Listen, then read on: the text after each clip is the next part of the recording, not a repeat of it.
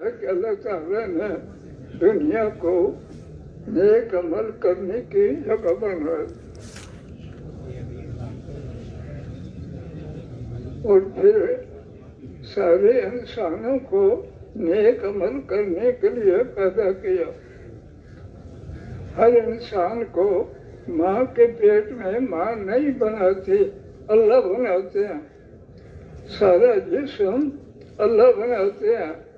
بولنے کی زبان اللہ تعالیٰ دیتے ہیں، دیکھنے کی آنکھیں اللہ تعالیٰ دیتے ہیں، سننے کے کان اللہ تعالیٰ دیتے ہیں، کام کرنے کے ہاتھ اللہ تعالیٰ دیتے ہیں، اور چلنے کے لیے ٹانگیں قدم اللہ دیتے ہیں، اور پھر انسانوں کے رہنے کی، کھانے پینے کی ضرورتیں سب اللہ دیتے ہیں۔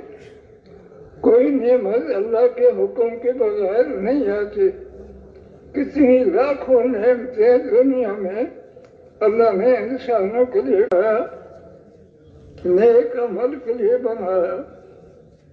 ماں کے پیٹ میں ہر انسان کو ماں نہیں بناتی، اللہ تعالیٰ بناتے ہیں۔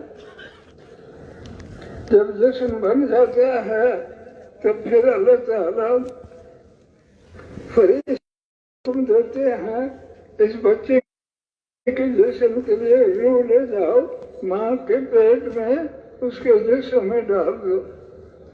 تو اللہ کے حکم سے فرشتے روح لا کر ماں کے پیٹ میں بچے میں ڈال دیتے ہیں۔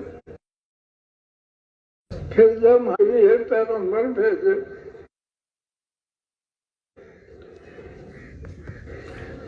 اللہ کا حکم ہے کہ انسان کو صرف عبادت کرنے کے لیے بنایا، مال اسباب کے لیے نہیں بنایا۔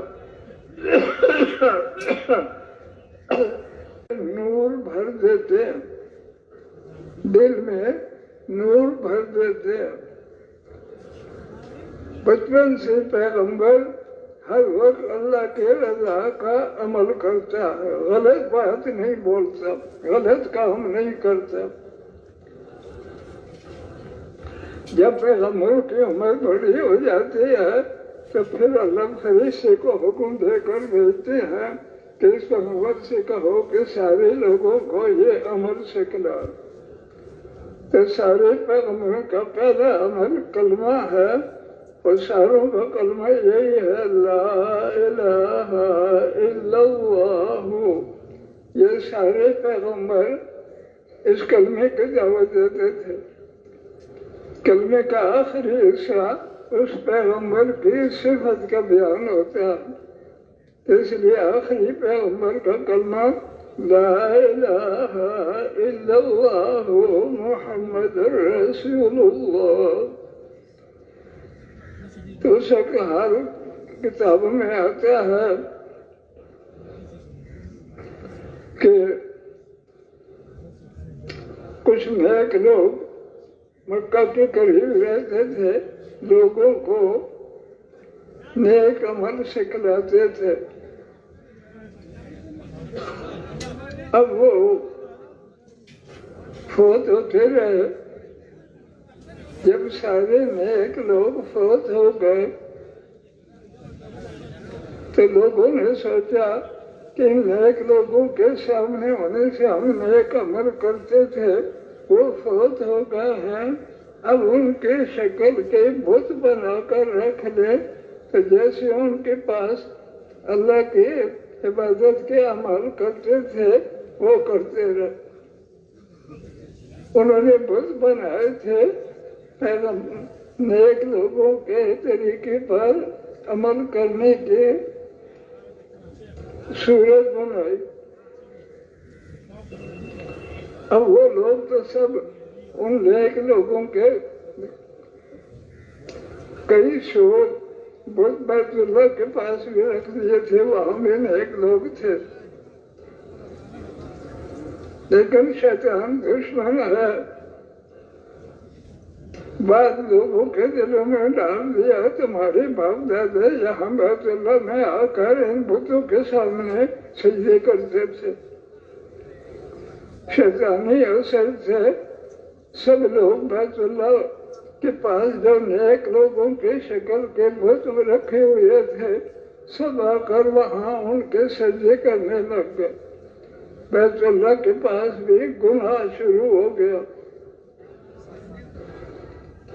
تو جب لوگ نیک عمل چھوڑ کر گناہ میں ہو جاتے ہیں تو اللہ پھر ہدایت کے لیے پیغمبر بھیجتے ہیں۔ تو اس وقت اللہ تعالیٰ نے محمد صلی اللہ علیہ وسلم کو ہدایت کے لیے بھیجا، اور آپ کا حال آتا یہ ہے کہ آپ کے پیدا ہونے کے بعد تھوڑے وقت کے بعد والد فوت ہو گئے۔ اسباب والد بناتا ہے وہ فوت ہوگا، لیکن پیغمبروں کے دل میں اللہ تعالیٰ دل میں نور کامل بھر دیتے ہیں کہ سب کو اس نور کو حاصل کرنے کی کوشش کریں۔ تو اس لیے پیغمبر بچپن سے بھی دل میں نور بڑا ہوتا ہے، اللہ کی رضا کے عمل کرتے۔ اب جب آپ کی اتنی عمر ہو گئی خدمت کے کام کر سکتے ہیں تو آپ جن کی خدمت کی ضرورت ہوتی اللہ کی رضا کے لیے ان کی خدمت کے کام کرتے۔ کوئی یتیم بچہ ہے والد فوت ہو گیا، اس یتیم بچے کے سارے ضرورت کے کام آپ صلی اللہ علیہ وسلم کرتے۔ کوئی بوڑھا ہو گیا کام نہیں کر سکتا اور اس کی اولاد کوئی نہیں، یا اولاد ہے وہ کہیں چلی گئی یا کچھ حال ہے، ان بوڑھوں کی خدمت بھی آپ کرتے۔ کوئی بیمار ہو گیا، بیماری کی حالت میں اس کا کوئی خدمت کرنے والا نہیں، آپ اس بیمار کی بھی خدمت کرتے۔ تو اللہ تعالیٰ کے پیغمبر تو بچپن سے ہر کام اللہ کی رضا کے لیے کرتے ہیں، خدمتی کام بھی اللہ کی رضا کے لیے۔ تو آپ کی خدمت کے کاموں کو دیکھ کر ساری بستی والے کہنے لگ گئے کہ محمد صلی اللہ علیہ وسلم بہت اچھے ہیں، بڑی خدمتوں کے کام کرتے ہیں۔ آپ اللہ کے رضا کے لیے خدمت کے کام کرتے اور جو اللہ کے رضا کے اعمال دل میں تھے ان عملوں کو کرتے۔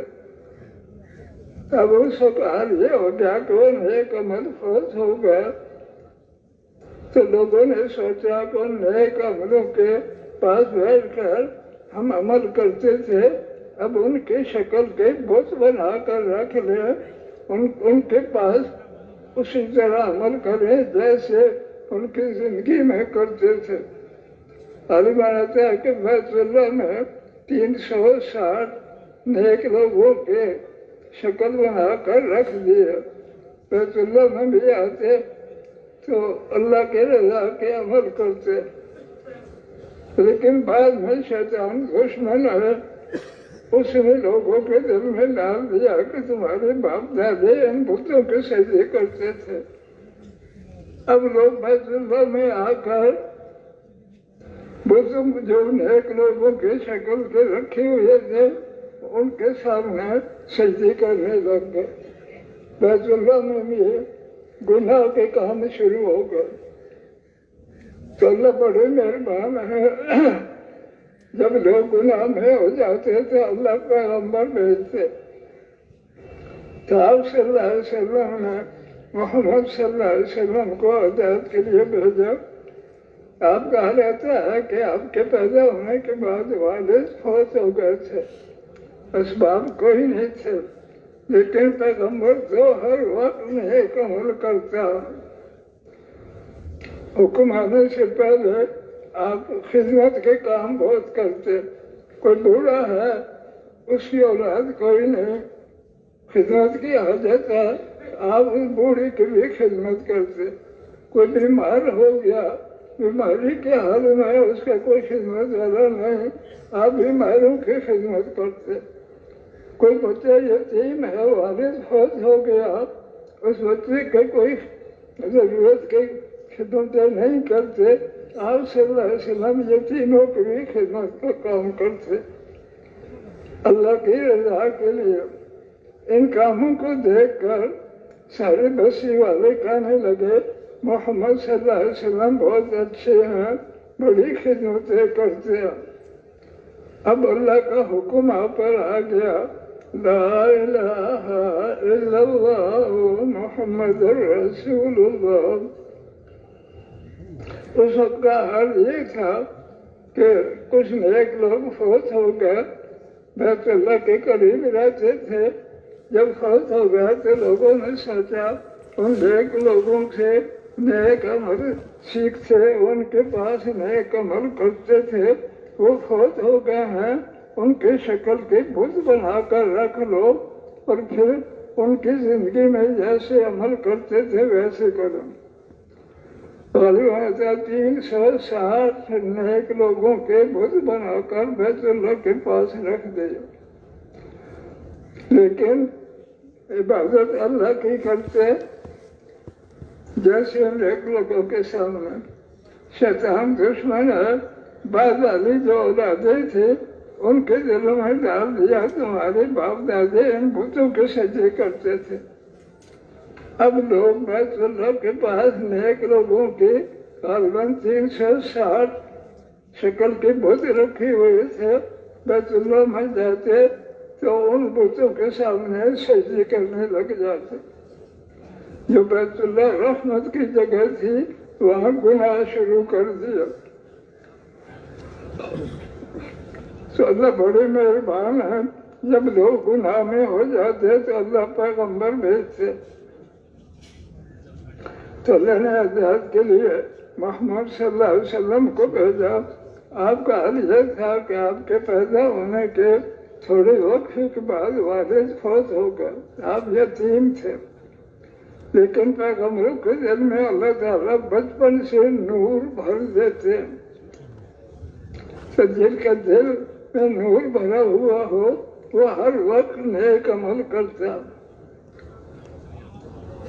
تو آپ صلی اللہ علیہ وسلم کوئی یتیم بچہ ہے، والد فوت ہو گیا، اس کی خدمت کے کام کرتے۔ کوئی بوڑھا ہو گیا، اولاد کوئی نہیں، یا اولاد کہیں چلی گئی، وہ خود کچھ نہیں کر سکتا، آپ بوڑھوں کی خدمت کرتے، یتیموں کی، بوڑھوں کی۔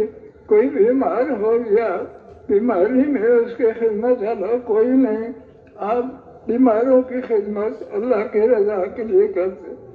تو خدمت کے کام آپ اتنے کرتے تھے، لوگ کہنے لگ گئے محمد صلی اللہ علیہ وسلم بہت اچھے مرد ہیں، بڑی خدمتیں کرتے ہیں۔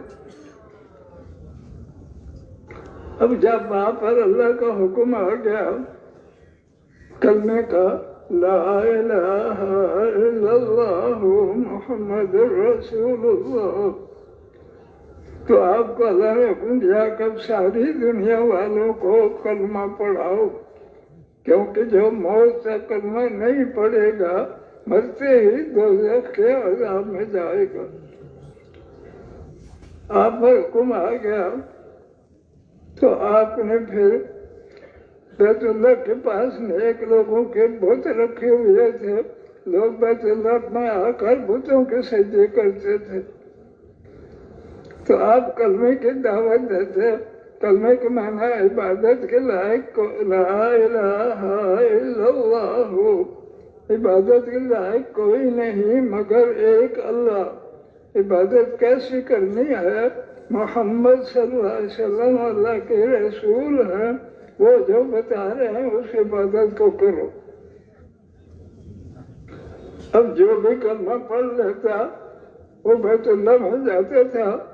عام لوگ تو نیک لوگوں کے جو بت رکھے ہوئے تھے ان کے سامنے سجدے کرتے، لیکن کلمے کا معنی یہ ہے عبادت کے لائق کوئی نہیں مگر ایک اللہ۔ اور عبادت کیسے کرنی ہے؟ محمد صلی اللہ علیہ وسلم اللہ کے رسول ہیں، انہوں نے جو عبادت بتائی وہ کرنی ہے۔ تو کلمہ پڑھنے والے تو بیت اللہ میں بھی جا کر بت 360 رکھے ہوئے تھے، وہ کسی بت کا سجدہ نہیں کرتا تھا. اور عام لوگ بتوں کے سجدے کرتے تھے. جو سجدہ نہ کرتا اسے کہتے یہاں ان کے سامنے سجدہ کرو. تو کلمہ پڑھنے والا جب کسی سجدہ نہیں کرتا تو کلمہ پڑھنے والا سجدہ نہ کرتا تو کافر اسے مارتے کہ یہاں کیوں نہیں سجدہ کرتا ہمارے کہنے سے. یہ آتا ہے بعض کو اتنا مارا ان کے مارنے سے وہ فوت ہوگا. اور جو کلمہ پڑھ لیتا بیت اللہ کے پاس 360 بت نیک لوگوں کے رکھے ہوئے تھے. وہ سجدہ وہاں نہیں کرتا تھا. نماز پڑھتا طواف کرتا. اور حج پر جو آتے تو ہر علاقے والے پوری جماعت ٹھہرتے تھے تو آپ صلی اللہ علیہ وسلم ہر جماعت کو دعوت دیتے. تو ایک سال مدینے والے کو چھوڑے آئے ان کو دعوت دی. ان سب نے کلمہ پڑھ لیا. پھر دوسرے سال حج پر کچھ زیادہ آئے ان کو دعوت دی. انہوں نے بھی کلمہ پڑھ لیا. غالباً تیسرے سال مدینے والے کوئی 70 کے قریب آئے. ان کو دعوت دی. انہوں نے بھی کلمہ پڑھ لیا. تو انہوں نے کہا کہ یہاں والے سارے لوگ آپ کا کلمہ نہیں پڑھتے. اللہ نے ہمیں کلمہ پڑھنے کی توفیق دی. آپ ہمارے ساتھ مدینہ چلو. آپ نے فرمایا کہ میں تو ہر کام اللہ کے حکم سے کرتا ہوں. جب تک اللہ کا حکم مکہ چھوڑنے کا نہ آئے تو میں مکہ چھوڑ کر کہیں نہیں جا سکتا. پھر انہوں نے کہا کہ آپ اپنا صحابی کو ہمارے ساتھ بھیج دے جو ہمارے ساری بستی اور سارے علاقے کو کلمہ پڑھا. تو آپ نے کوئی صحابی ان کے ساتھ بھیج دیے. اس صحابی کے جانے سے مدینے والوں نے بھی اکثر نے کلمہ پڑھ لیا. اور پھر وہ جماعت بنا کر دوسری بستی میں جاتے ان کو دعوت دیتے تو اکثر بستی میں لوگ اکثر کلمے پر آ گئے. اب مکے کے جو آپ کا کلمہ نہیں پڑھتے تھے انہوں نے سوچا کہ ہمارے باپ دادے تو سب بتوں کے سجدے کرتے تھے اور محمد صلی اللہ علیہ وسلم روک رہا ہے بتوں سے.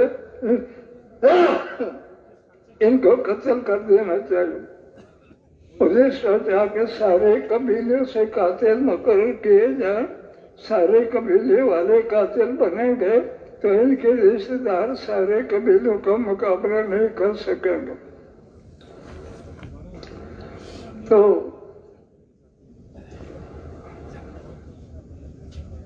تب تقریباً 100 سے کچھ کم قتل کے لیے آپ کے بستی کے باہر لائن بنا کر بیٹھ کر اب نکلیں گے قتل کریں گے. جب انہوں نے قتل کی ترتیب بنا لی تو اللہ نے حکم بھیج دیا کہ اب آپ مکہ چھوڑ کے مدینہ چلے جائیں. آپ کا جو اللہ کا حکم ہوتا تھا وہ کرتے تھے. آپ رات کو نکلے ذکر کرتے ہوئے مٹی اٹھا کر پھینکی. اللہ نے وہ مٹی سب کی آنکھوں میں ڈال دی اور سارے آنکھوں کو ملنے لگ گئے اور آپ نکل کر مدینے پہنچ گئے. مدینے کا ماحول دین کا تھا تو اس لیے آپ نے مشورہ کیا کہ اب ساری بستیوں کو کلمہ پڑھانا ضروری ہے کیونکہ جو موت تک کلمہ نہیں پڑھے گا اللہ کی رضا کلمے میں ہے. جو موت تک کلمہ نہیں پڑھے گا مرتے ہی دوزخ کی آگ میں جائے گا. تو اس لیے پھر مدینے کے صحابہ جماعت بنا کر بستیوں میں جاتے اور ان کو کلمے کی دعوت دیتے. اکثر بستیاں کلمہ پڑھ لیتے اور جو کلمہ نہ پڑھتا تو اسے کہتے کہ اس بستی میں تم نہیں رہ سکتے. جب کلمہ نہیں پڑھتے اسے کہتے نکل جاؤ یہاں سے. جو کلمہ نہ پڑھتے ان کو نکال دیتے. تو اس طرح مدینے کی کافی بستیاں بھی کلمے اور نماز پر آ گئی۔ مکے میں بھی خبر پہنچ گئی کہ مدینے والے تو سارے لوگ، مدینے والے اور علاقے والے ان کے کلمے پر آ گئے۔ باپ دادے کے بتوں کو چھوڑ دیا، زیادہ فوج بنا کر ان کو قتل کرنا چاہیے۔ کافر شیطان نے دل میں ڈالا، مکے والے فوج بنا کر آ گئے۔ آپ تک خبر پہنچ گئی کہ مکے والے فوج لے آئے، تو آپ نے صحابہ سے کہا کہ وہ فوج مدینے میں نہ آئے، جہاں ٹھہری ہوئی ہیں وہیں جا کر ان کا مقابلہ کیا جائے۔ تو غالباً کوئی 360 صحابہ تیار ہو گئے۔ جہاں مکے والوں کا لشکر تھا قریب پہنچ کر رات کو ٹھہر گیا اور اللہ سے دعا مانگتے رہے کہ اللہ ہمیں اللہ آپ کا کلمہ پڑھنے کی توفیق عطا فرمائے۔ اب یہ مکے والے قتل کرنے کے لیے آ گئے، آپ ہماری حفاظت فرمائے،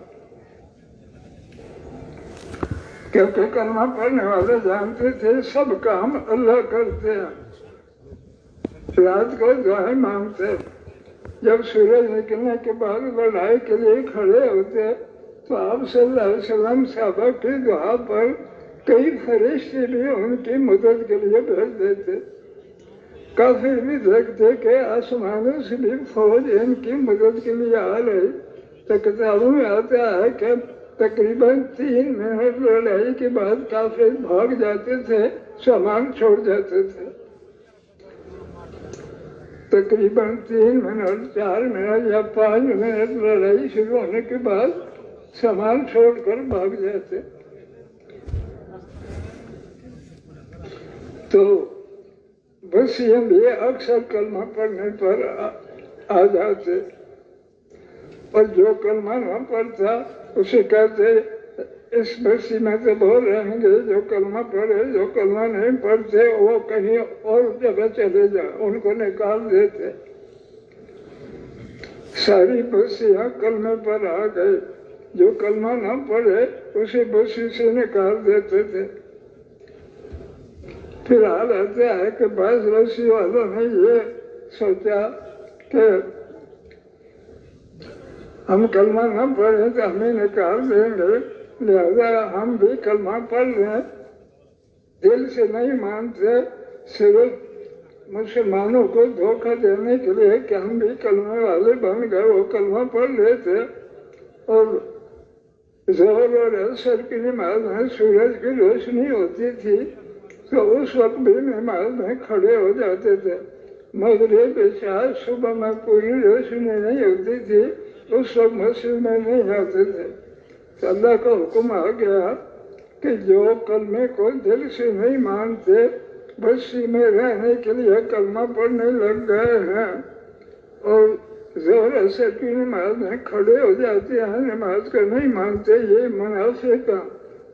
جو دل سے نہیں مانتے، دھوکہ دینے کے لیے کلمہ پڑھتے ہیں، یہ بھی مرتے ہی دوزخ کے عذاب میں جائیں گے، کیونکہ کلمہ پڑھنا دل سے حق مان کر، نماز پڑھنا اللہ کا حکم مان کر، تو اس وقت برکتیں آتی ہیں۔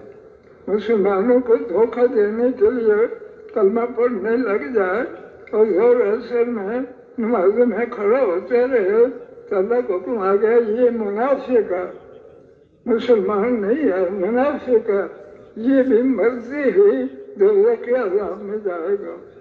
کیونکہ اصل حق یہ ہے کہ دل سے حق مان کر کلمہ پڑھنا، پھر اللہ کے حکم کو حق مان کر نمازیں پڑھنا، روزہ رکھنا، زکوٰۃ دینا، حج کرنا، ان عملوں کو جو کرے گا اس پر جنت کی نعمتیں ملیں گی کلمہ پڑھنے کے بعد۔ تو اور پھر یہ بھی آپ نے طے کر دیا کہ ساری دنیا میں جو کلمہ نہیں پڑھے گا وہ دوزخ میں جائے گا۔ اس لیے آپ نے حج کے موقع پر فرما دیا اب ساری دنیا والوں کو کلمہ پڑھانے کی کوشش کرو۔ اس آتا ہے کہ صحابہ پھر ہر سال 4 مہینے یا 6 مہینے جس ملک کا مشرق ہو جاتا وہاں جا کر لوگوں کو کلمہ پڑھاتے، جو کلمہ پڑھ لیتے ان کو پھر سنتے بھی سکھلاتے، اور جن کی فوج ہوتی وہ کہتے ہم تم سے لڑائی کریں گے، تو لڑائی کرتے تھے۔ کتاب میں آتا ہے کہ جو 3 منٹ لڑائی کے بعد وہ بھاگ جاتے، سامان بھی چھوڑ جاتے۔ صحابہ سے جو کافی لڑائی کرنے کے لیے کھڑے ہوتے تو تقریباً 3-4 منٹ بعد پھر بھاگ جاتے، سامان چھوڑ جاتے۔ اور جو کلمہ پڑھ لیتے صحابہ ان کو پھر نمازیں سنتے سکھلاتے، اور ان کو بھی کہتے کہ ہر سال 4 مہینے 6 مہینے کافر کو کلمہ پڑھانے کی کوشش کرو۔ اس لیے صحابہ سے جو کلمہ پڑھتے ہیں ان کا نام تابعین کہتے ہیں، اور تابعین بھی پھر ہر سال 4 مہینے یا کم و بیش مشورے سے اللہ کے راستے میں لگاتے تھے۔ تو بعض واقعہ آتے ہیں کہ کچھ صحابہ ایسے تھے کہ اگر کوئی پوری جماعت تیار نہ ہوئی تھی وہ اکیلے بھی کافروں کے ملک میں چلے جاتے، ان کو کلمہ پڑھاتے۔ ایک کافروں کے ملک میں ایک صحابی اکیلے آئے، موت تک ان کو کلمہ پڑھاتے رہے، پھر فوت ہو گئے۔ جو ان کلمہ پڑھنے والوں نے ان کی قبر بنا دی، اس قبر پر لکھ دیا کہ یہ صحابی تھے اور آ کر لوگوں کو کلمہ پڑھاتے، سنتے پڑھاتے۔ اکثر جب جماعت بن کر جاتے، لیکن بعض موقع پر جماعت میں تیار ہوتی تو صحابہ کوئی اکیلے بھی کافر کے ملک میں جا کر ان کو کلمہ پڑھاتے، اور جو کلمہ پڑھ رہے ان کو بھی کہتے کہ ہر سال 4 مہینے کے 40 دن کی جماعت بنا کر کافر کو کلمہ پڑھاؤ۔ تو پھر وہ تابعین بھی ہر سال 4 مہینے 6 مہینے اللہ کے راستے میں لگاتے تھے۔ تو اس طرح ساری دنیا میں دین پہنچا ہے صحابہ کی محنت سے اور تابعین کی محنت سے۔ تو حدیث میں فرما دیا جو جن حضرات کے مطابق اعمال کی کوشش کرے گا قیامت میں اس جماعت میں اللہ شامل کر دے گا۔ تو اعلیٰ جماعت صحابہ کی ہے، وہ ہر وقت اللہ کے راستے میں جو مشورہ ہو جاتا جانے کا اللہ کے راستے میں جاتے تھے، اور اپنے مقام پر بھی ہر ایک کو سنت اعمال کا پابند